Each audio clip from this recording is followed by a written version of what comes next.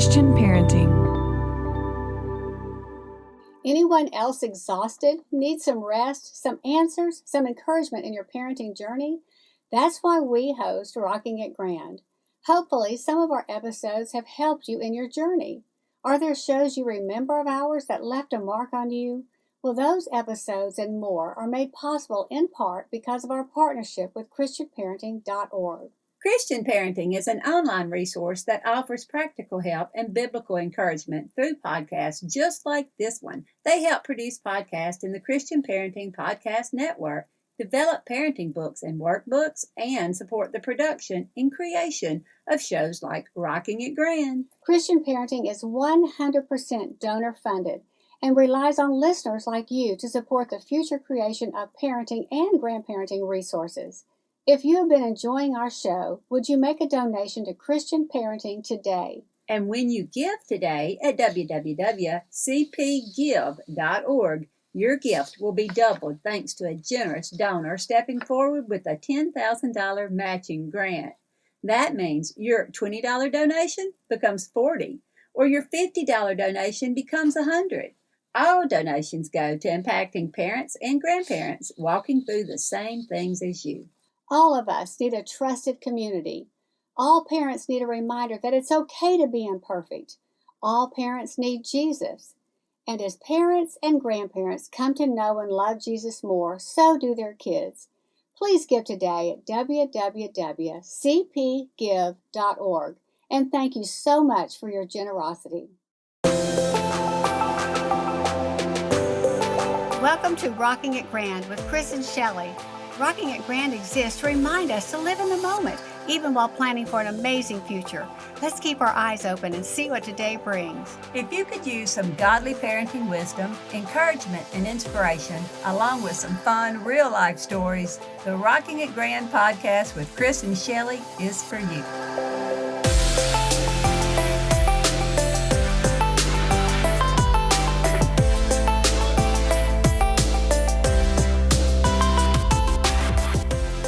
Welcome back. You have found the Rocking It Grand podcast. I am Shellie with my friend Chrys here.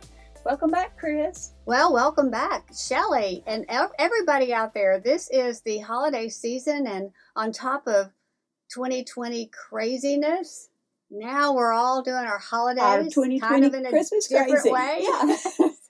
It's fun. We're is. glad that y'all are there. We want to talk a little bit about traditions today. Right, because you know what, Shellie, I think traditions, and particularly during this year, are so important for our kids and our grandkids and for us, because that gives us that stability that something is going to happen that we are used to happening. Oh, I think people are craving that. And I think, the reason that people were, I had friends, Chrys, that put up Christmas decorations in October and like double dog dared you to say anything about it. Yes. And I was a little bit later than that, but because I can't do it until after Thanksgiving. But anyway, that's another story. But I think that is why. It's because we're all craving those traditions that kind of ground us in this crazy 2020 world. So I love traditions. We have a host of them in my family circle, and we're going to talk about that in a minute and both give a few of ours. But why do you think that they're so important? I think one of the reasons is just that thing I was saying, is it gives us this sense of belonging, a sense of security, a sense of stability. All of those things are wrapped into, this is funny, could be wrapped into that pie that Grandma bakes every year, Yeah. It's when you have that in your head. For our kids who've been away at college, and such a different year for them, and especially for the freshmen, their first year of college, and having to adapt to online learning and not actually going to classes and not actually having any parties and all of those things. For our kids in those type of situations, just in the back of it, even if they don't consciously think about it, but knowing that come Thanksgiving, I'm having that turkey and dressing. Come Christmas, when Grandma makes that apple pie and I smell her, that gingerbread, or we decorate those cookies or whatever we do, I'm going to have this sense of, okay, all is right with the world. I think we need it more than ever right now. And Absolutely. I think our children need it more than ever. Your grandchildren, if you're listening out there, those traditions that feel like something is still the same, you know, Exactly because there's right. so many things changing and there's so much upheaval, and they feel grounded when there are things that they can return to, like those pies you were mentioning, or, you know, grandma's cooking, just something, a routine, a tradition that they remember from years gone by. And that even though 2020 has been crazy, and we all That's right. agree, that it has not changed the dynamics of our family. It has not erased the love that we have for each other. And so all those things are kind of baked into those Christmas traditions when That's they come right. back to them. And I'm looking at people on Facebook and Instagram and social media. You see that even though they are doing some of their family traditions differently, Mm-hmm. they're still doing them. Mm-hmm. So, like if grandma baked the pie, I'm kind of going back to Thanksgiving and seeing some Mm-hmm. of the traditions. People did it on Zoom together, or they Mm-hmm. figured out a way. Because one of the things I think that family traditions does for all of us, besides all that security and stability and all that, is it gives us a sense of identity. Mm-hmm. And that's really the thing we've got to build in our children from the time they're little and then all the way through high school until they have their own families, is them having this sense of who am I and who do Mm-hmm. I belong to? Whose am I? You know. Mm-hmm. So traditions do that as well. They say to that kid, "You're ours," because in our house on Thanksgiving we do such and such. Right. You're a Howard because Howards do this, or And you're Tomlinsons a Tomlinson. do this, and Howards do this. And when they come back to those things, Right. then it gives them I say a good leaping off place into the world. Mhm. You know, they're firm. It's a foundation where they can then, you know, go and establish their own routines. And what I have enjoyed seeing, and I know you love it as well with your kids, is when I see my grown children putting into practice some of those traditions that I did when they were Yes. growing up, and watching them, you know, with their own children. Oh my gosh, I love that. I mean, I'm It's the getting all best. Christmas I feels know. thinking about it. It's the best. I mean, even some of those traditions that they might have rolled their eyes at Exactly. one point, now they're doing it with their own children, and it's so Oh, fun here's to a see funny that. story. I've never told you this. You'll love this. We always have to stop for story because Chrys and Yes. I are all about story. So, you know, one of those things that happens in life, like when you have a great idea and then you don't act on it and the ship sails, and then you think, well, why didn't I do that? Mhm. So my kids love to pick at me about this because, Chrys, years and years ago, before there was an elf on the shelf, okay, do we remember the years before there was an elf on the Yes. shelf? I had a little elf, and Jessica and Philip were little bitty kids, and I invented this game where the elf would come out and be in different places. The What? elf game! I did the it. elf game for like 10 years. That's hilarious. And my children loved it. I mean, no, I didn't think to tell anyone else. We did the elf game. And then the first year, I think it was Jessica actually that was in a store in Texas and came by the little display, and it was in a box with a book and the elf on the shelf. And so she sends me the picture, and she's like, Mom, you did the elf on the shelf. You did. Before there was an elf on the shelf. Isn't that crazy? It's like I have a friend who has forever folded T-shirts in this up and down kind of thing that now you're seeing all over. Mm-hmm. And she's like, I could have been famous. I did you that. could have too.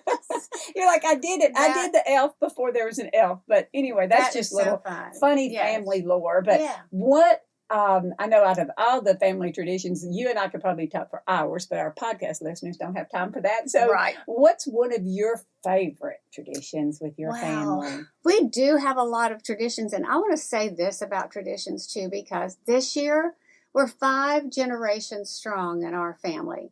So now you're dealing with everybody's traditions. And one thing we say over and over to our children is we do not want a tradition to become a burden.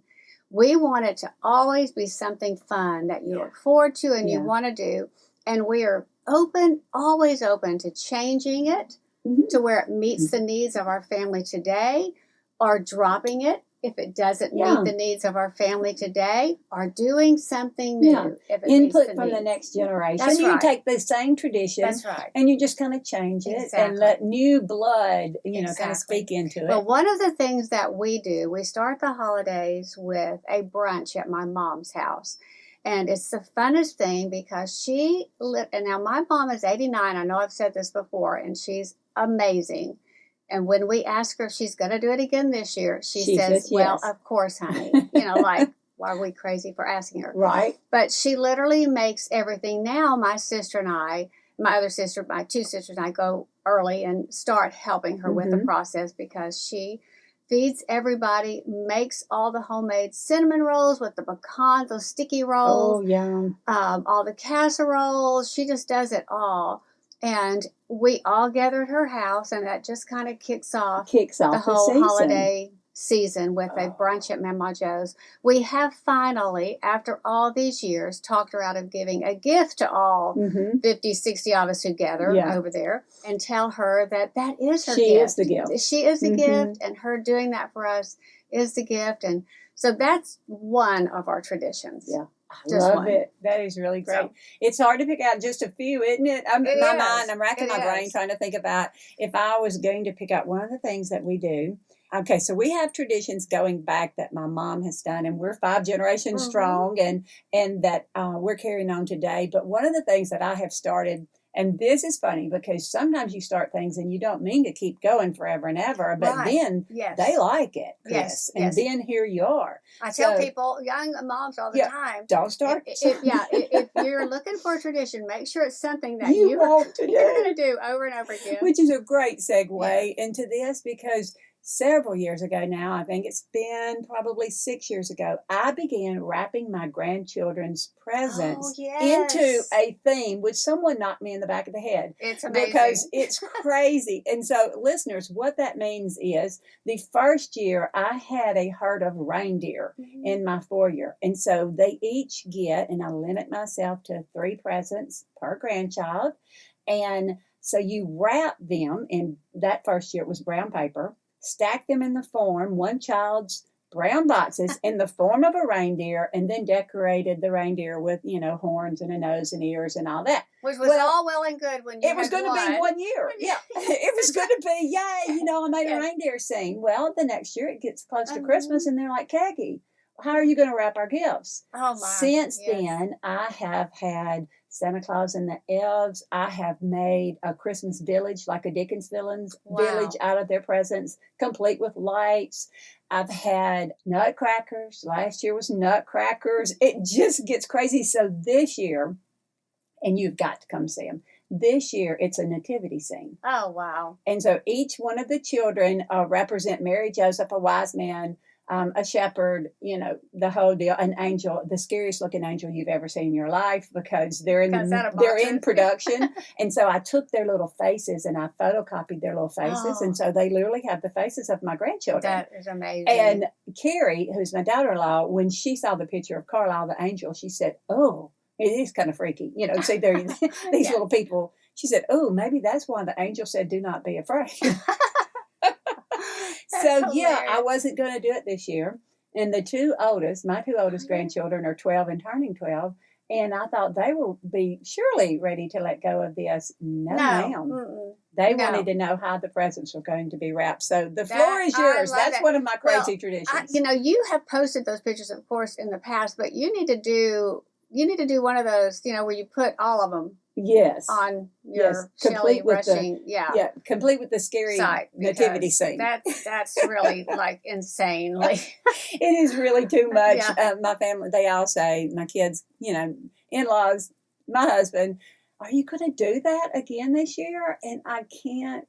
You can't not. I can't not. I know. Okay, I'm going to say one more quick one that we do because we don't exchange gifts on Christmas Eve with all the cousins and all that. We have a huge talent show, and we say that is your gift, whether you have a talent or not. Whatever you choose to do in front of everybody. Can I just say that I look forward to y'all's talent show? I'm going to have to implement this.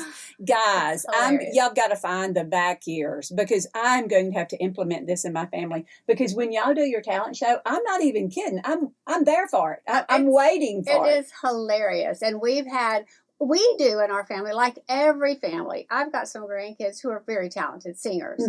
And I have some who literally can't carry a tune in a bucket. That would be me. So I'm not her grandchild, but that would describe me. And so that's totally okay. We've got skits and we've got juggling and we've got piano playing, and we've Yeah. just got all kinds of crazy things. I love that happening. you've got the grown-ups, see, pulling Oh, into yeah. it, because my grands Mhm. always, that's one of our traditions. They have a certain place on the steps that they Mhm. perform. They go to the back and they create a play. Oh, yeah. And they come out Sure. and they perform for the adults. But I've not pulled the grown-ups into it. Chrys, I need to Yes. take a page out of your book. We have, that's forced, but yes, they do it, and it's just the funnest thing. We all have the funnest night, and we play games. I always devise some crazy games. This Christmas is kind of an elf theme Mm-hmm. deal, and so I've devised some snowball fights, and Fine. I can't, like, we have a big family, so everybody can't do it. So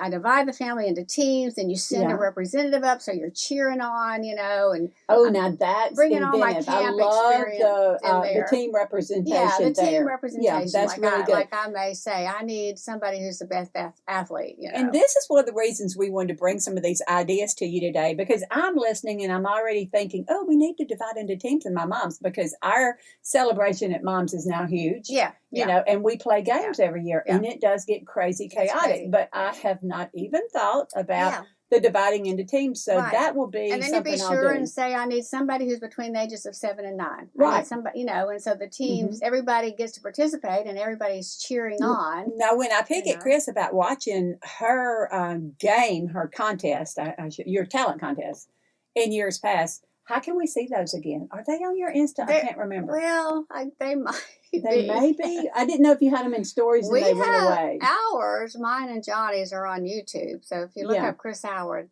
that'll come up. Okay, well, But they're fun, so y'all need to do They're that. kind of crazy. And watch my Graham and our Rocking It Grand Graham. I'll put the crazy Christmas themed presents. I know I'm not going to start that though, because I'm way too So far I'm not into rubbing this. off on you there with your No, grands. I'm You're not going to do too that. far into this grandkid thing to start decorating their presents. Yeah. But it's so cool that you do it. You're just so talented. It really is cool. fun. And I enjoy the the day that I begin decorating their presents. I just do it up. I turn on the Christmas music, the Hallmark movies going, get the cider going, and just create their presents. And it's the look on their faces when they see it that is the reason you do it another year. That's right. Okay. That's exactly so right. let's talk our Christmas foods, or some of the things that we do with them in the kitchen. I love a good gingerbread house, but I should qualify that when I say it. I do not mean perfection. I mean the fun but of you gingerbread actually make houses. It from scratch, huh? Oh, no, ma'am. No, you don't. I get I'm feeling gingerbread. A sense of relief now. I get tons of ready-made frosting. Okay. Sprinkle everything ready-made. Okay. Everything. Good. Gather all the grands together, and I give them the graham crackers to prepare their houses with. You know what I'm talking about? So it's a big sheet of graham crackers. I'm not talking about the kits, because guys, you buy the kit and you're going to spend a lot of money and one child, can really do that kit. So you just get a whole bunch of graham crackers and a lot of ready-made frostings and sprinkles and candy.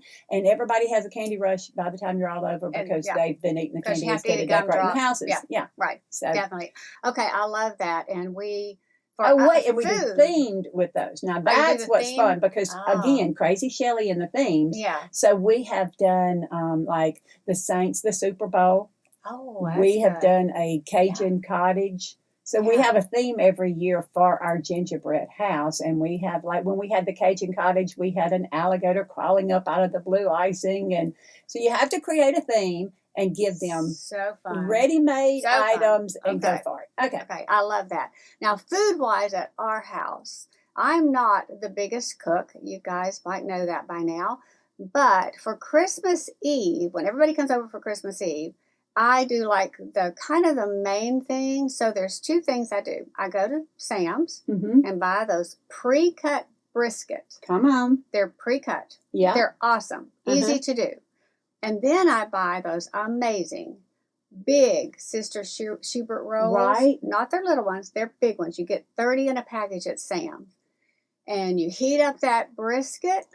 You slice those. There you go. Those, what do you call those brisket, things? Yeah. Rolls. The rolls. Rolls. Heat those things up. Uh-huh. And I mean, people love them. Put out your barbecue sauce. I put out barbecue sauce as well as mustard, mayonnaise, that kind of thing. Yeah, I do something similar to that with a great big ham. But when you start with those party sandwiches, then you're halfway there. Then everybody else who comes brings chips and dips and desserts and all that. But we have the big brisket with plenty of meat and plenty of rolls. And you don't get easier than those Sister Schubert rolls. They're unbelievable. And tasty. And yes, they are very tasty. Yes. And of course, there are all the Christmas candies. I know on Rockin' It Grand, I don't know if y'all been to our Rockin' It Grand podcast website, but can we just stop and invite them right here? Absolutely. Y'all come visit us at Rockin' It Grand.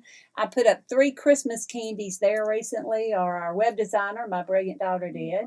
So you can find some Christmas candies there, because all the kids, it doesn't matter if you add at my house another dish, it is not to replace the dish you've always made. Oh, I mean, they expect the red cinnamon candy and the lemon bark candy and the things that I make traditionally. Yes. So, yeah, you can add something, but it's not a plus and minus game. No, because they will question you. Where is that? Yeah, where is that? Like, wait, I thought I just changed it up this year. Oh, no.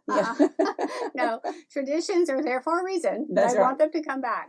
Well, here's the deal. We are super thrilled to be able to be a part of your world during this Christmas season. And we just want to come on here and share some of our traditions and help encourage you as you think about ones you want to build.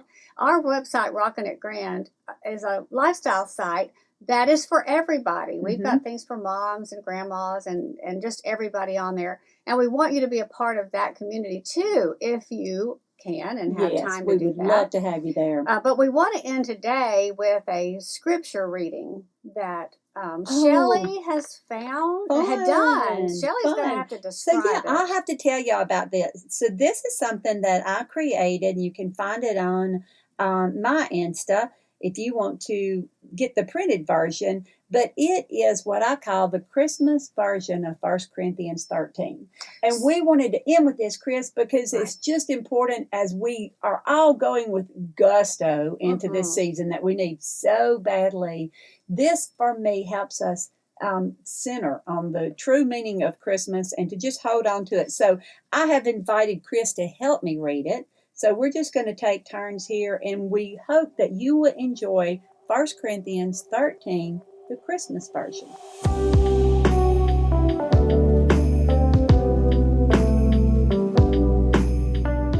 If I play Christmas music in my house all season long, but the lyrics never move my heart to worship, the beautiful sounds may as well be clanging cymbals. If I understand the significance of the Christmas story and commit the 2nd chapter of Luke to memory, but I have not love, I am nothing. If I drop coins in every red kettle I pass and donate toys to every drive, without love, it profits me nothing. If I decorate my house with tiny white lights and dried orange garlands and buy gifts for everyone on my list, but I'm too preoccupied to love others, I'll just be another consumer. If I bake all the traditional pies, cookies, and candies without showing love, I'll be nothing more than a tired baker. Love is sensitive to those whose hearts are heavy during the Christmas season. Love doesn't compete with other families' Christmas activities or compare them to their own. Love doesn't boast of their Christmas festivities on social media. Love doesn't get frustrated with a cashier or break in front of others. Love doesn't lose its composure in holiday traffic. Love doesn't believe the worst of others. Love doesn't indulge in excess. Love rejoices in the truth, bears all things, believes all things, hopes all things, endures all things. Love never fails. Toys will lose their appeal and gifts will be forgotten, but love that is shown will outlast it all. When I was a child, I understood Christmas as a child. I thought only of what I could get. Now that I'm grown up, I aim to live embracing the true meaning of Emmanuel, God with us. Now I see in a mirror, but one day I'll see Jesus face to face. Now I know in part, but then I shall know just as I also am known. And now abide faith, hope, and love, these 3. But the greatest of these is love. That is awesome, Shellie. Thank you so much. And we want to thank Christian Parenting for sponsoring us and working with us to get our podcast out this year.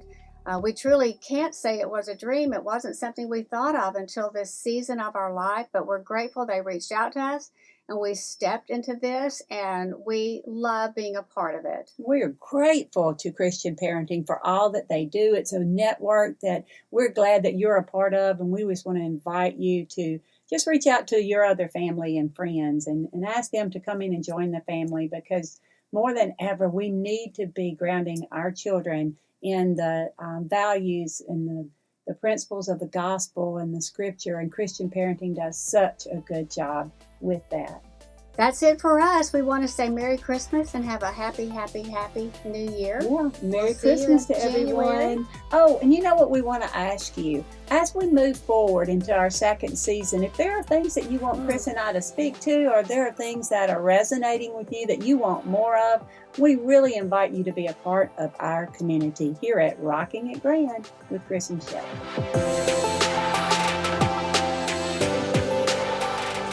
This has been Rocking It Grand with Chrys and Shellie, powered by Christian Parenting. Being moms and grandmas is our passion, and our goal is to use some of our experiences to help you on your journey. If you found this episode helpful, please consider subscribing and writing a review so more Rocking It moms and grandmas can join us. You can find us through the ChristianParenting.org website or on iTunes or Spotify.